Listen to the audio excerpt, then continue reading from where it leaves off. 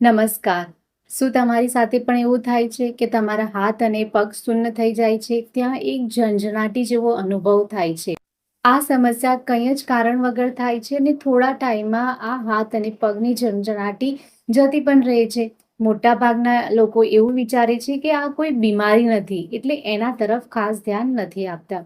જો વારંવાર તમારા હાથ અને પગ શૂન્ય પડી જાય છે, વારંવાર ઝંઝણાટી થાય છે, ત્યાં દુખાવો પણ રહે છે, તો આ વસ્તુને ઇગ્નોર ક્યારે પણ ન કરવી જોઈએ. બની શકે કે આ સમસ્યા કોઈ ગંભીર બીમારી થવાનો આપણને સંકેત આપી રહી હોય.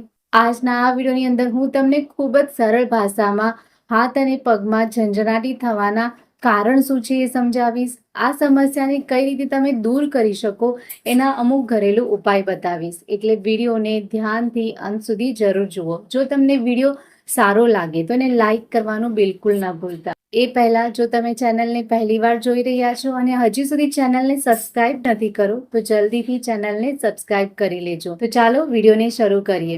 હવે તમને ખબર કઈ રીતે પડે કે તમારા હાથ અને પગ શૂન્ય પડી ગયા છે? તો જુઓ, જ્યારે તમે કોઈ વસ્તુને પકડો છો ત્યારે તમને એ વસ્તુ પકડવાનો અહેસાસ જ નથી થતો. તમારા હાથ અને પગમાં એક કીડી ચરતી હોય એવો અનુભવ થાય છે. સોય તમને વાગતી હોય એવું લાગે છે, ત્યાં બળતરા થાય છે, તો એનો મતલબ એ છે કે તમારા હાથ અને પગ શૂન્ય થઈ ગયા છે. ઘણીવાર તો કોઈ કારણ વગર જ તમારા હાથ અને પગ શૂન્ય પડી જાય છે અને તમે થોડું હાથ અને પગને હલાવો છો તો ફરી એ નોર્મલ સ્થિતિમાં આવી જાય છે.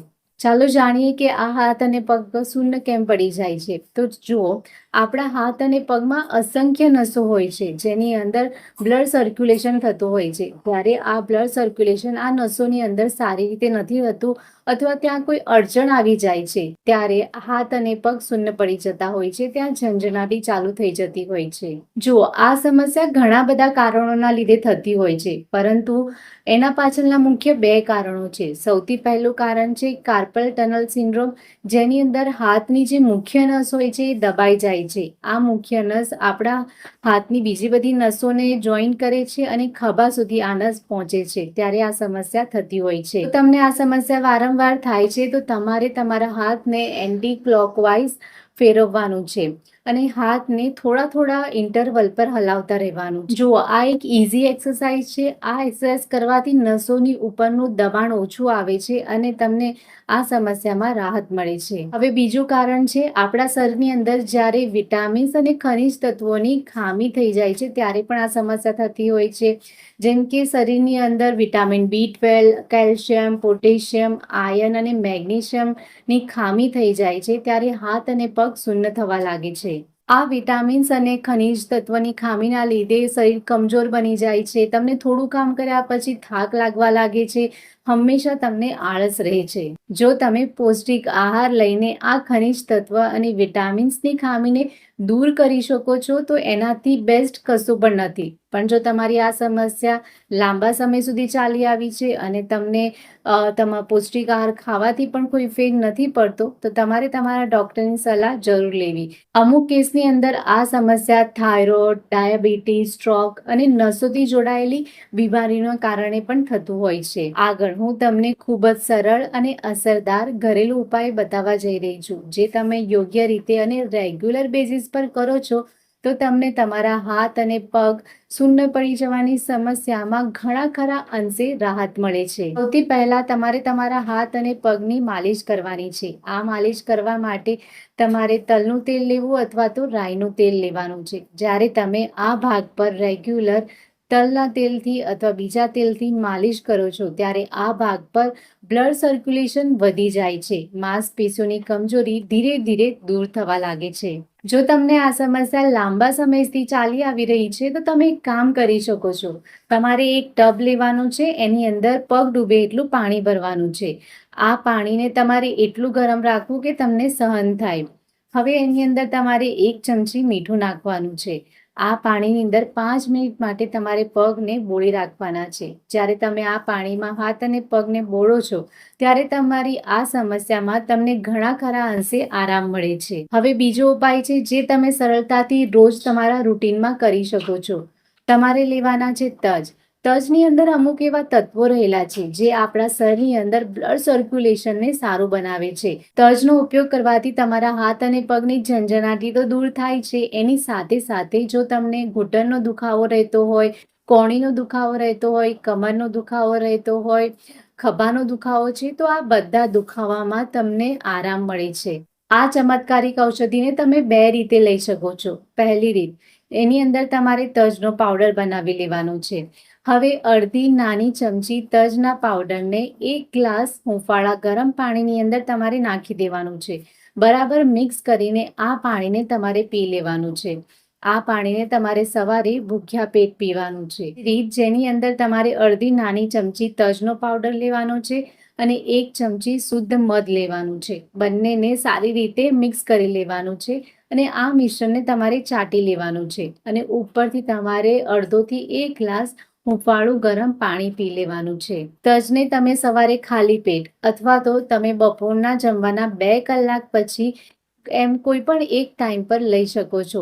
21 દિવસ સુધી આ તજને લેવું, પછી થોડા દિવસ ગેપ રાખો અને ફરી પાછું તમે આ તજના પાવડરનો પ્રયોગ ચાલુ કરી શકો છો. હવે વાત કરીશું બીજી વસ્તુની કે જે તમને આ તમારી નસોની કમજોરી, હાથ અને પગની ઝંઝનાટીની અંદર સૌથી બેસ્ટ રિઝલ્ટ આપશે અને એ છે હળદર અને સૂંઠ. હળદર અને સૂંઠ ખાવાથી આપણા શરીરને કયા કયા ફાયદાઓ થાય છે એ બધા આપણે ખૂબ જ સારી રીતે જાણીએ છીએ. હવે તમારે શું કરવાનું છે કે રાત્રે સૂવાના અડધા કલાક પહેલા 1 ગ્લાસ ગાયનું દૂધ લેવાનું છે. એની અંદર તમારે અડધી ચમચી હળદર નાખવાની છે અને અડધી ચમચી સૂંઠનો પાવડર નાખવાનો છે. આ દૂધને તમારે 2 ઉભરા આવે ત્યાં સુધી સારી રીતે ગરમ કરવાનું છે. પછી દૂધને ઉતારીને એ હૂંફાળું ગરમ હોય ત્યારે જ તમારે એને પી લેવાનું છે. હવે તમારે એક વસ્તુ ધ્યાન રાખવાની છે કે આ જે સૂંઠનો પાવડર છે અને હળદર છે, તો બની શકે તો એ માર્કેટમાંથી તૈયાર ન લાવવું. ઘરે તમારે સૂંઠ લઈ આવી, આખી સૂંઠ લઈને આવી અને એનો પાવડર બનાવી લેવો અને હળદર જો મળતી હોય તો એ તૈયાર લાવીને એનો પાવડર બનાવી લેવો. જ્યારે તમે આ રીતે ઘરે પાવડરને બનાવો છો તો એનું તમને બેસ્ટ રિઝલ્ટ મળે છે. રોજ તમારે 15થી 20 મિનિટ ચાલવું જોઈએ.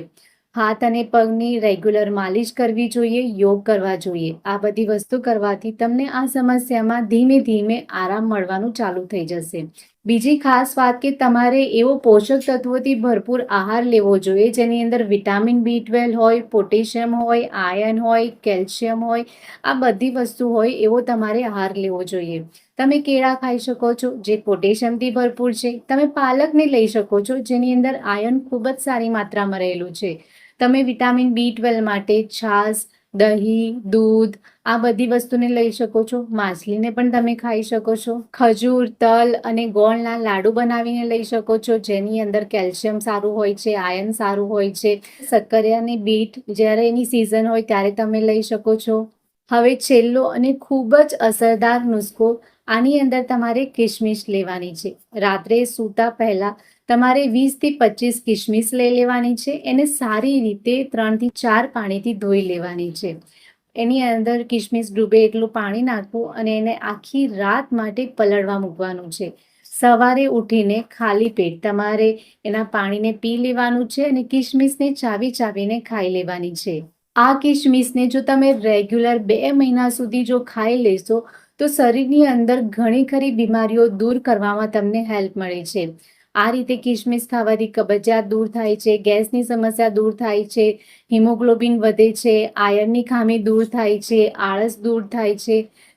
પછી તમારા શરીરની અંદર જો ઝંઝણાટી થતી હોય તો એ દૂર થાય છે. તો આટલા બધા ફાયદા તમને એકલા કિશમિશ ખાવાથી મળે છે. લસણનું સેવન જરૂર કરો. સવારે ખાલી પેટ 1 કે 2 કળી લસણને ઝીણી ઝીણી કાપી લેવાની છે. એની અંદર મધ નાખીને તમારે આ લસણ અને મધને લઈ લેવાનું છે. આ રીતે લસણ ખાવાથી પણ શરીરની અંદર બ્લડ સર્ક્યુલેશન વધે છે અને આ સમસ્યાને દૂર કરવામાં હેલ્પ મળે છે. તો મિત્રો, ઉપરની બધી વસ્તુઓને જો તમે તમારા રૂટીનમાં એડ કરો છો તો તમને તમારી આ સમસ્યામાંથી બહાર આવવામાં હેલ્પ મળે છે. યાદ રાખો, બધી બીમારીઓ થવાનું મૂળ કારણ આપણી ખરાબ ખાવા પીવાની આદતો છે. જ્યારે આપણે આ આદતોને સુધારી લઈશું તો બીમારીઓ આપણાથી દૂર રહેશે. એટલે હંમેશા હેલ્ધી ખાઓ અને તંદુરસ્ત રહો.